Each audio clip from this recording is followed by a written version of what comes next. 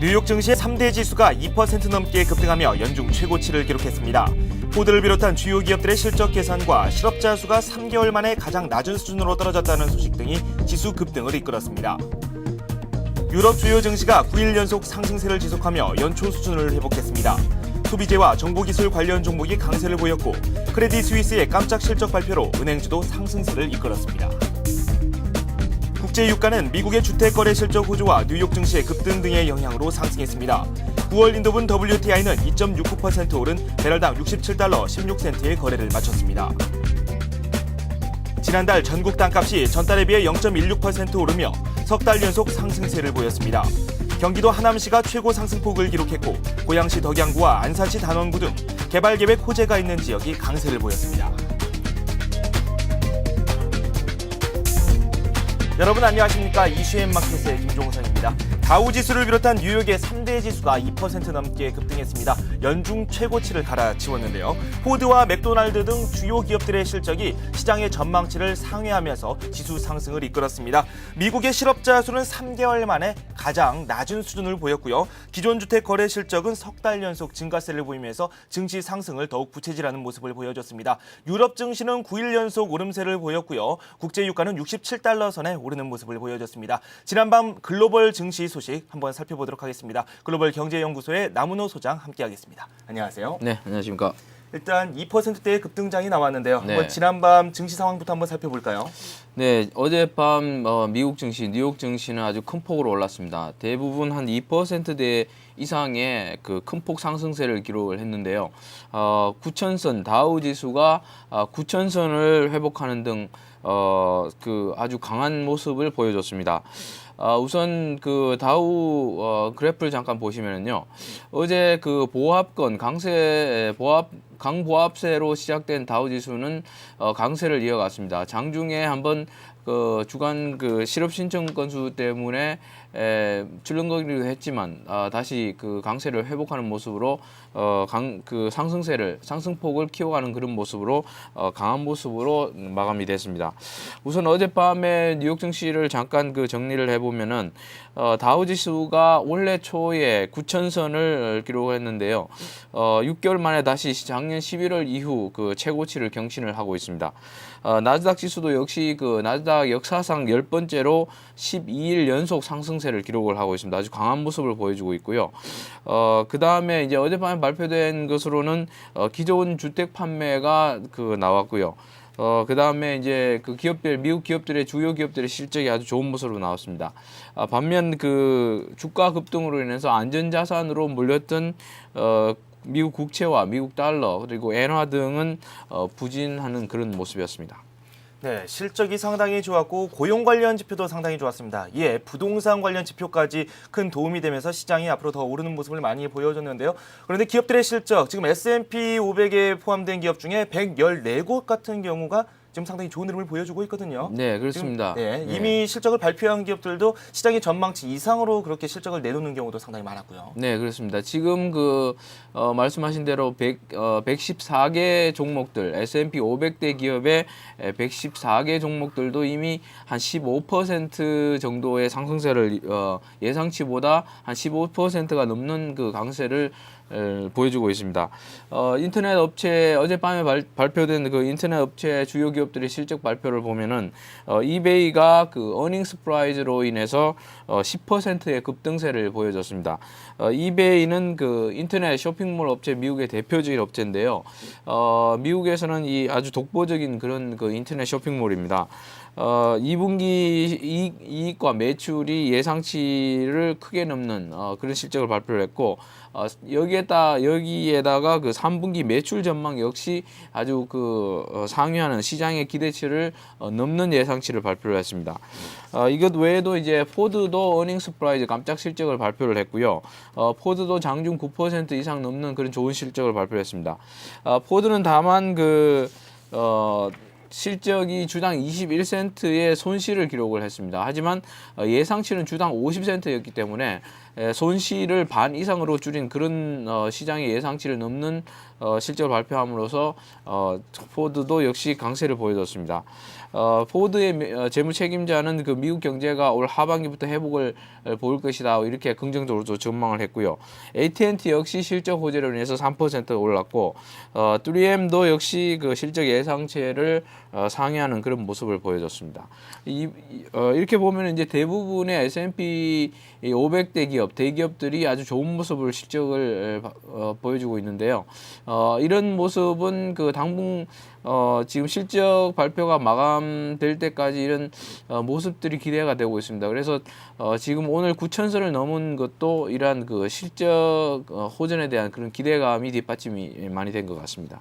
네, 일단 2분기 실적이 손실인 것도 있었습니다. 하지만 시장 예상치보다는 양호한 흐름을 보이면서 시장에 큰 도움이 됐고요. 기업 관계자들의 향후 실적에 대한 기대감이 시장을 좀 더 한껏 끌어올리는 그런 모습을 보여줬습니다. 이와 함께 부동산 관련 소식도 시장에 큰 도움이 됐거든요. 건설주와 그리고 또 은행주가 좋은 흐름을 보여줬죠. 네, 그렇습니다. 6월 달에 기존 주택 판매가 기대 이상으로 나타났습니다.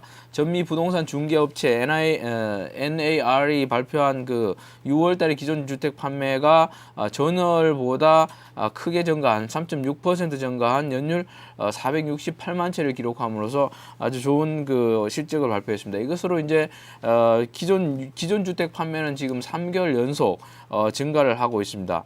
그 작년 10월 이후에 가장 큰 규모로 지금 증가를 했고 시장의 전망도 웃돌았습니다.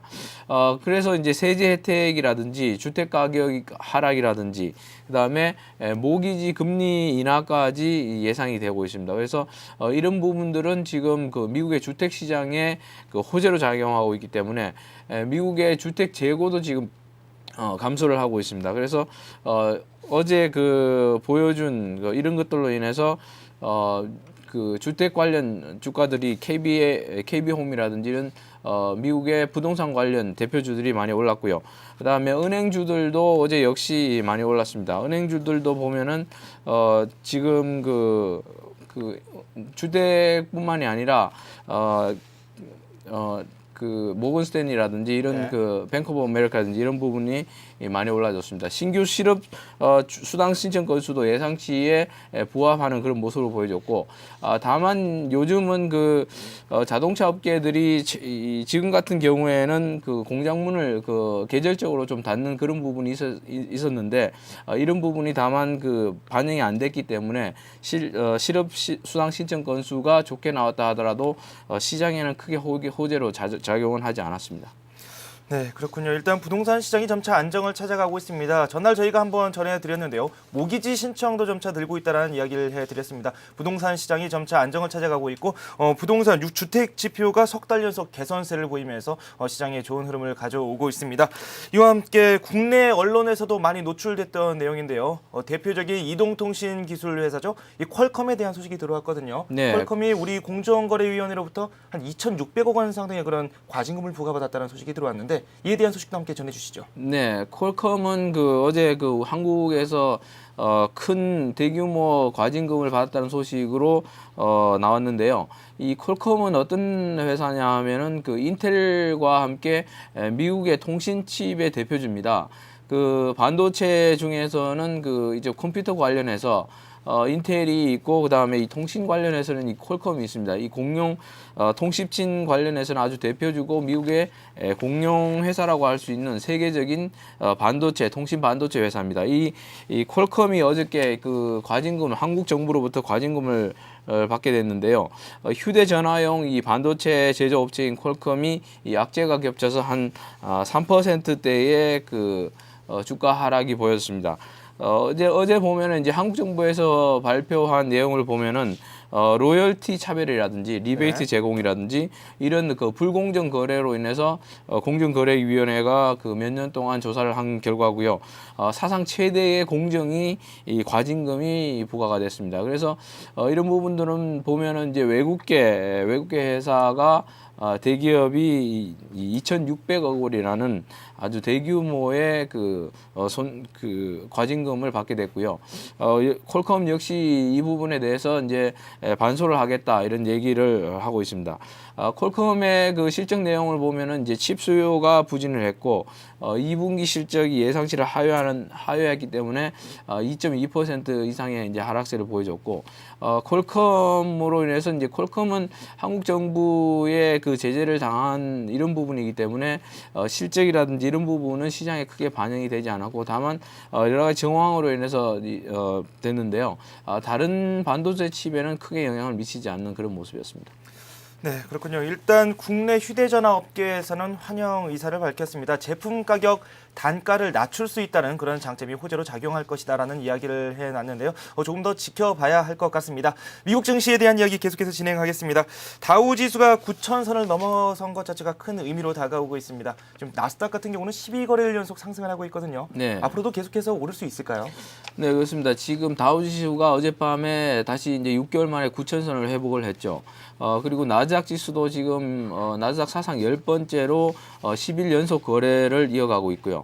여기에 따라서 이제 어제 다우지수가 9,000선을 넘으면서 투자자들의 관심은 이제 이러한 상승세가 언제까지 이어질 것인가 여기에 초점이 모아지고 있는데요. 예를 들면 이제 얼마 전까지라도 이런 예상이 많이 나왔습니다. S&P 500 지수는 향후 10%에서 한 15%의 상승 여력이 있다.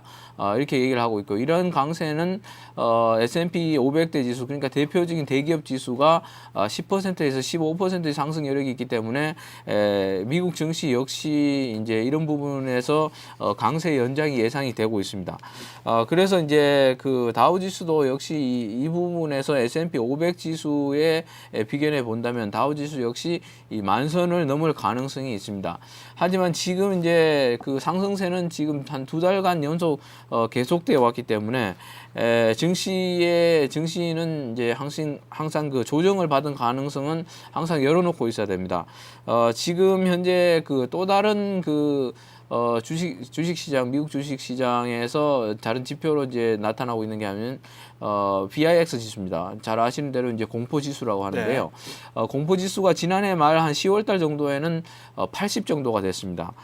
80 정도가 됐다가 지금 계속 내려 50까지 갔다가 지금 어젯밤에는 한 30 정도로 내려왔거든요. 네. 그러니까 이런 부분들을 보면은 이제 BIP 공포 지수가 2배 이상 떨어졌다는 것은 그만큼 투자 심리가 그 안정이 됐다는 그런 얘기를 보여주고 있습니다. 그래서 미국 증시는 미국 투자자들은 지금 이제 그 어떤 폭락하는 그런 장세보다는 물론 이제 조정 가능성을 열어두고 있겠지만 과거보다는 훨씬 안정된 그런 투자 심리를 보여주고 있는 것 같습니다. 그래서 다우 지수라든지 S&P 500대 지수는 한 10%에서 15% 정도의 상승 가능성을 열어두고 있고 다만 이제 고점이기 때문에 지금 한국의 개미들은 이미 이제 많이 팔았다는 그런 소식이 들려오고 네. 외국인 투자자들은 이제 많이 사들이고 있다는 이런 얘기인데 외국인 투자자들은 아무래도 그 미국 시장에 초점을 맞추고 있는 것 같고요. 한국 개인 투자자들은 조정 가능성에 초점을 맞추고 있는 것 같습니다.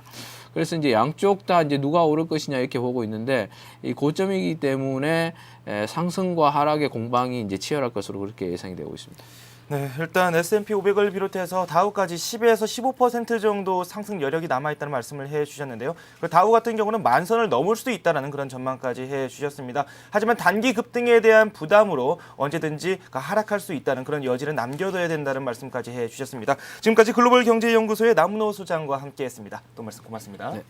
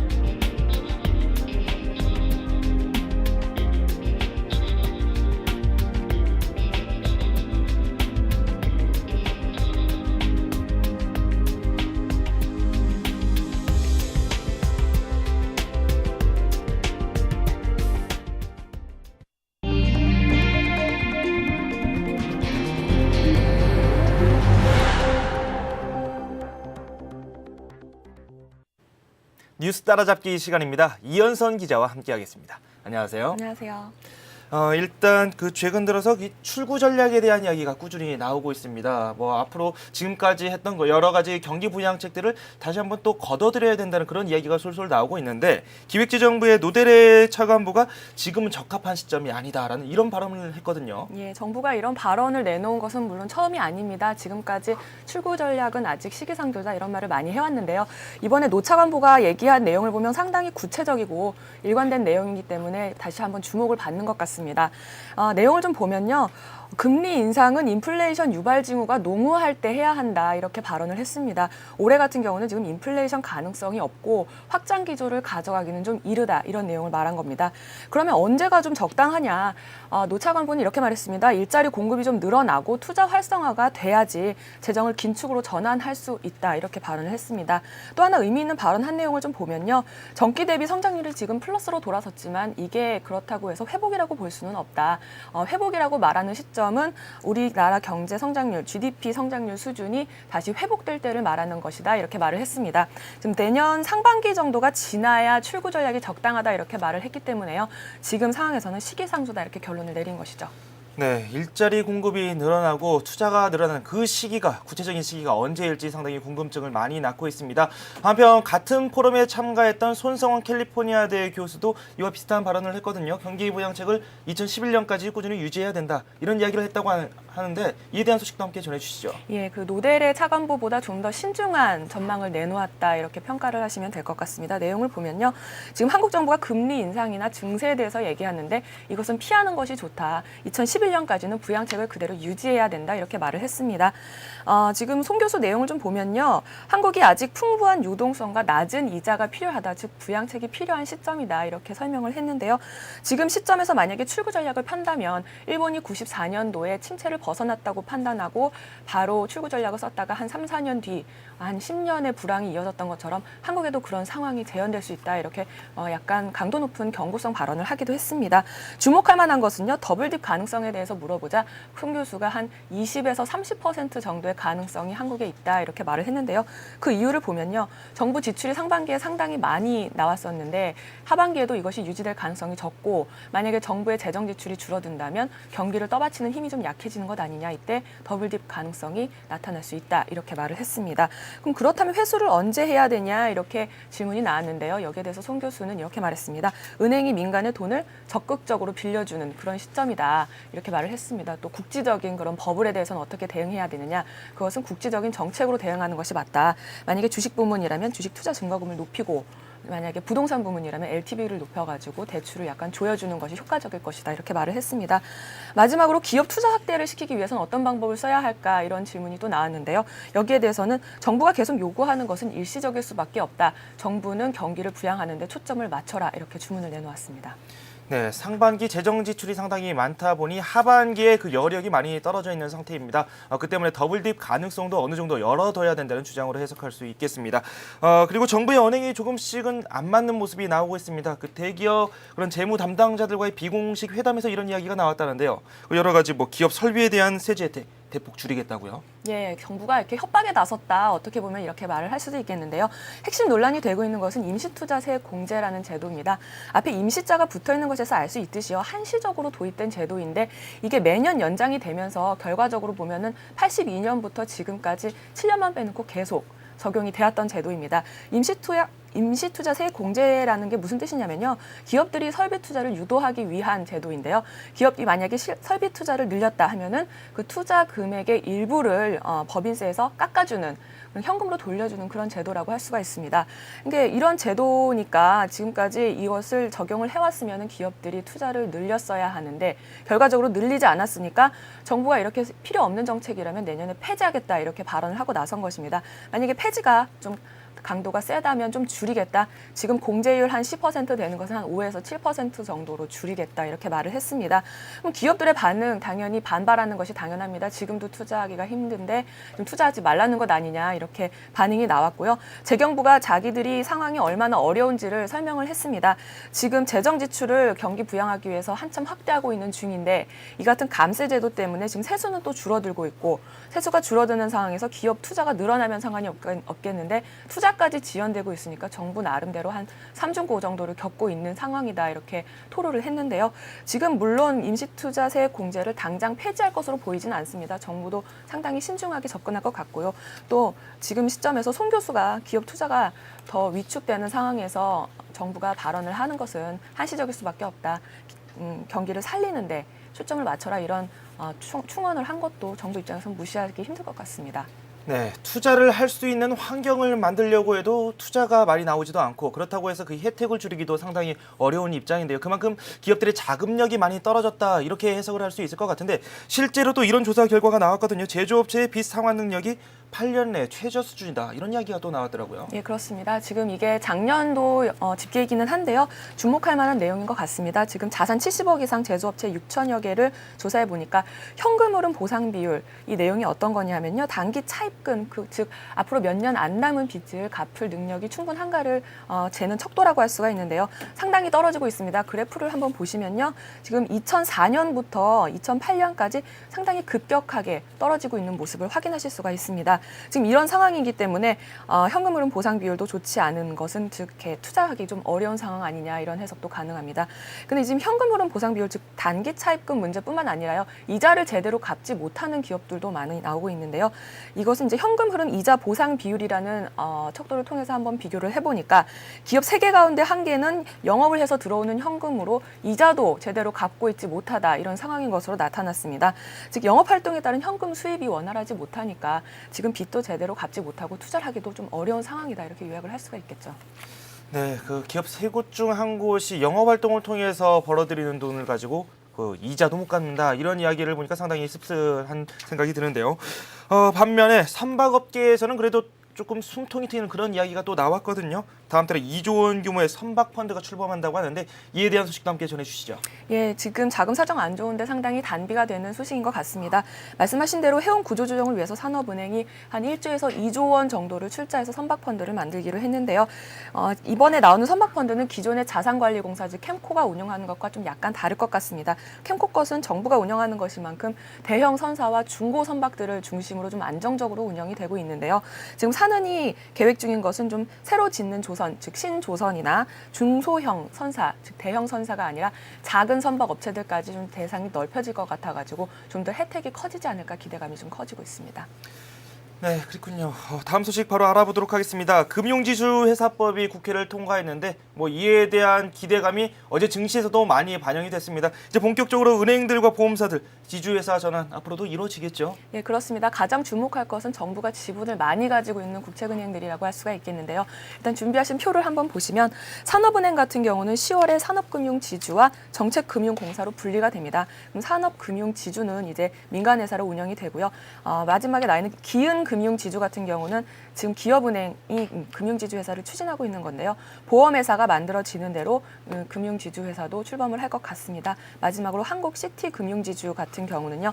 작년에 추진을 했다가 잘 안 됐었는데 올해 다시 재도전을 하지 않을까 이렇게 기대가 되고 있는 상황입니다. 네, 그렇군요. 부동산 관련 소식도 들어와 있습니다. 재건축 아파트 값이 금융위기 이전 최고점에 거의 도달했다라는 소식이 들어왔는데 한편으로는 또 재건축 아파트를 지을 때 소형 평수를 한 20% 정도 의무적으로 지어야 된다 이런 이야기를 서울시가 또 확정을 했더라고요. 이에 대한 소식도 함께 전해주시죠. 예, 이제 간단하게 말씀을 드리면은 이번 소식으로 인해서 가장 피해를 많이 입을 것 같은 단지들은 중대형 아파트가 많은 아파트 단지가 될 것 같습니다. 실제로 보면 한 은마 아파트 그리고 압구정 현대 같은 아파트인데요. 중형 아파트가 많은 단지가 피해를 보는 이유는 간단합니다. 소형 아파트를 지으면 다들 중형 아파트에 살다가 소형과 대형 아파트로 나뉘게 되면서 어떤 사람은 대형 아파트를 분양받고 어떤 사람들은 소형 아파트를 받아야 하기 때문에 불공평한 상황이 되기 때문인데요. 이런 그 상황 때문에 조합원끼리의 다툼이나 분쟁이 일어날 경우에 사업 진행 속도가 느려져서 재건축 아파트가 가격이 좀 떨어지는 투자 메리트가 떨어지는 그런 상황이 될 것으로 예측이 되고 있습니다. 네, 그렇군요. 지금까지 부동산 시장 이야기까지 한번 정리를 해보겠습니다. 뉴스 따라잡기의 이현성 기자와 함께했습니다. 고맙습니다. 감사합니다.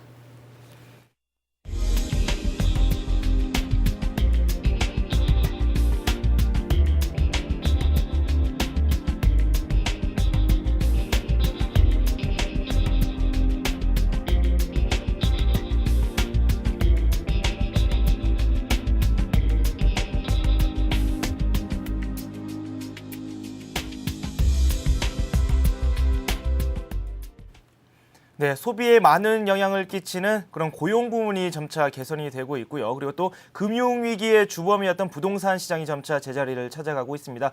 이에 따라서 해외 증시에서는 앞으로 더 오를 수 있을 것인지에 대한 그런 관심도 점차 커지고 있는데요.